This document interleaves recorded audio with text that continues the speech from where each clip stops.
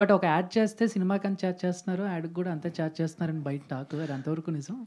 ఏం టార్చర్ అయిపోయింది నాకు ఇది జీవితం.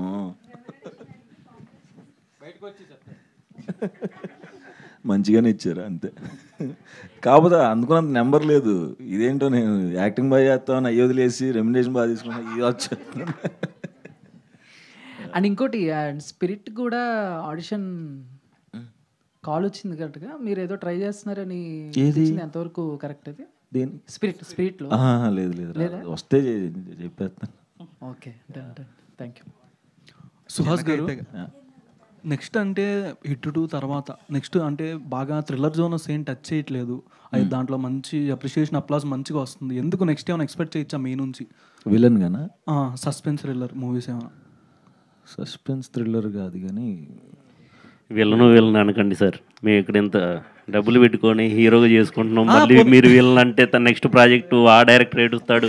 మీకు అర్థం కావట్లేదు. మీరు చిన్న క్వశ్చన్ అడుగుతున్నారు. ఇక్కడ చాలా పెద్ద ఇంపాక్ట్ పడుతుంది. ఒకటి నాకు చాలా నచ్చింది యాక్చువల్గా, చేయలేకపోయాను దీంట్లో, మన సందీప్ గారి దాంట్లో మౌగ్లీలో చేయాలి యాక్చువల్గా, చేయట్లేదు ఇప్పుడు. బట్ తమిళ్లో వస్తుంది.